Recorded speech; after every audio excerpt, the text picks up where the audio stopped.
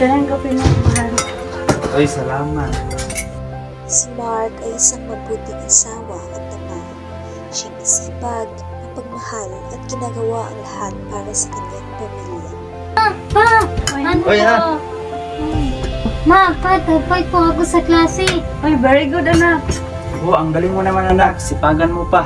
Kasi lahat ng sakripisyo ko ay para sa inyo. Opo pa, mas galingan ko pang mabuti.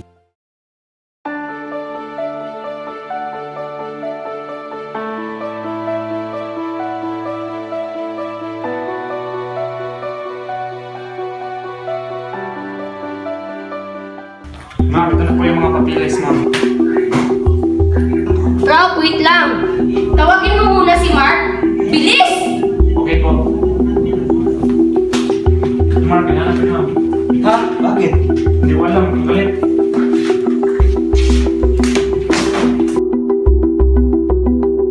Excuse me, ma'am. Mark, ano na naman to?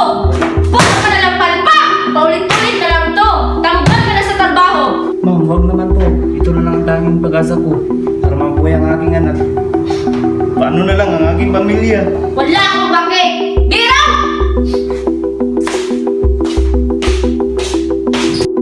Ngunit dumating ang matinding pagsubok na wala ng trabaho si Mark at dito umikot.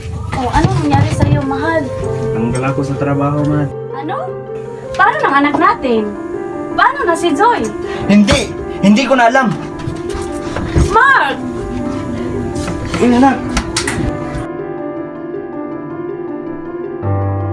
Kapag ang isang tao ay lugmok at walang malapitan, madalas ay ang tukso ang unang dumarating. Sa halip na solusyon, maling daan ang inialok. Dito nagsimula ang pinakamalaking laban ni Mark, ang laban sa kanyang sarili.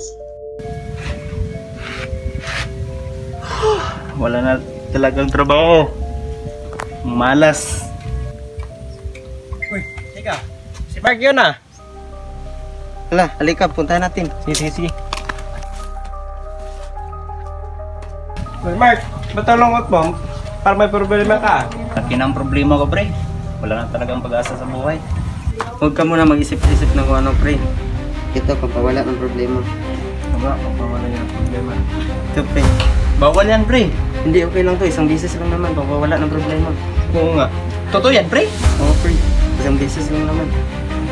Papawala ng stress. Isa lang, ha?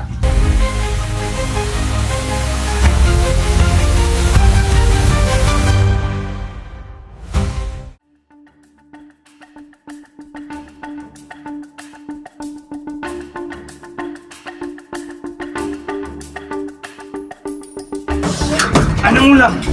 Oh, Mark! Anong oras na? At ano yan? Luka ba yan? Wala to. Tumigil ka na. Wala kang pakialam dito. Ano? Anong wala? Pamilya tayo. Asawa mo ko. Anong mangyayari kang Joy kung tuluyan kang malulong? Mark, nakikinig ka ba? Hindi mo naintindihan na. Wala na akong kwenta. Pagod na ako. Ano bang sinasabi mo, Mark? Tumigil ka na. Wala ka nang pakialam. Mula sa isang maling desisyon, tuloy-tuloy na bumagsak si Mark. Ang bisyo na kanyang tinikman ng minsan ay naging tinikala na gumapos sa kanya. Ang pamilyang nagsilbing lakas niya noon, ngayon nasasaktan dahil sa kanyang kahinaan.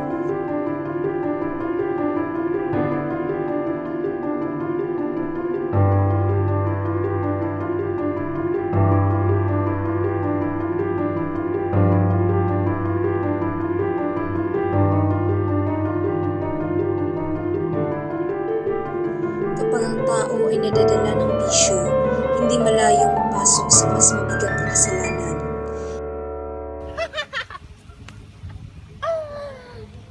Si Mark, na dating mabuting ama, ngayon naging kriminal sa mata ng lipunan. Ang pag-iyak ng kanyang pamilya ay patunay na ang droga ay hindi lamang sa sarili nagdadala ng kapahamakan, kundi pati sa pamamahal sa buhay.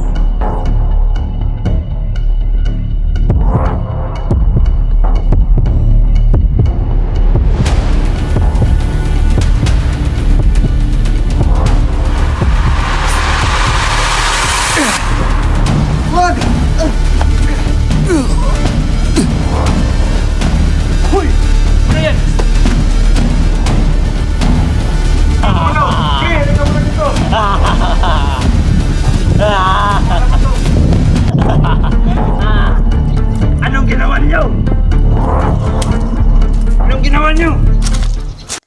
Dahil sa krimeng ginawa ni Mark, nakapagdesisyon si Ana at Joy na ilagay na lang si Mark sa rehab. Ngunit sa kabila ng lahat ng kasalanan at pagkakasala, may natitirang pag-asa.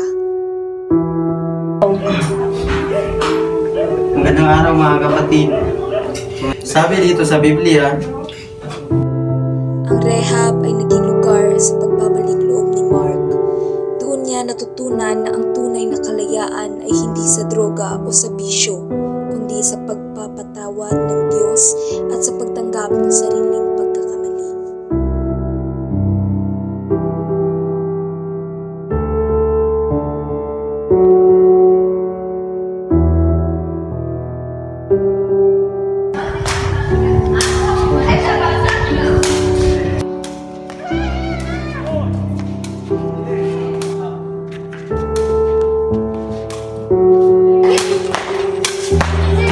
Mark, okay ka lang?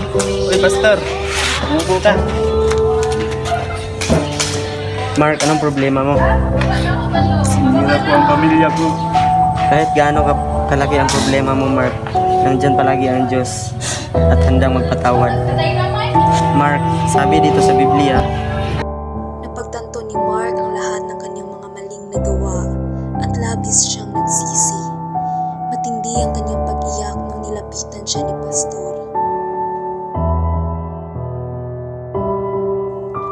At ngayon, isang bagong kwento ang isinilang. Mula sa pagkalugmok, bumangon si Mark at ngayon nagsisilbing inspirasyon sa iba.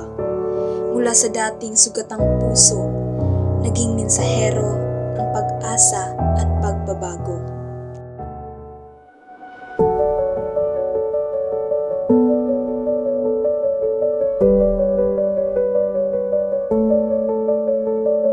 Mga kapatid, ako si Mark at ang aking misis. Dati akong adik, magnanakaw at halos sirang tao. Pero hindi doon nagtatapos ang aking kwento. Pinatawad ako ng Diyos, binago niya ako. Kaya sinabi ko sa inyo ngayon, drug will destroy your life. But God can give you a new one. Kapag may problema, huwag sa bisyo lumapit. Lumapit tayo sa Diyos, sa pamilya at sa totoong kaibigan. Ang droga ay sisira ng pamilya, pangarap at kinabukasan. Ngunit kung pipiliin mong magbago, may pag-asa. Laging may liwanag sa likod ng dilim. Ang kwento ni Mark ay paalala na ang buhay ay may ikalawang pagkakataon kung piliin mong lumapit sa Diyos at sa tama. Ma'am, huwag naman to. Go. Ma'am, mawawa ka naman sa akin. Huwag mo naman ako. Yan, wala. 3, go!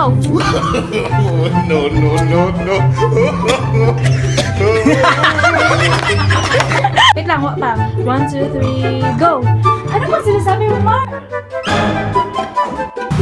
Mark, anong problema? Mark!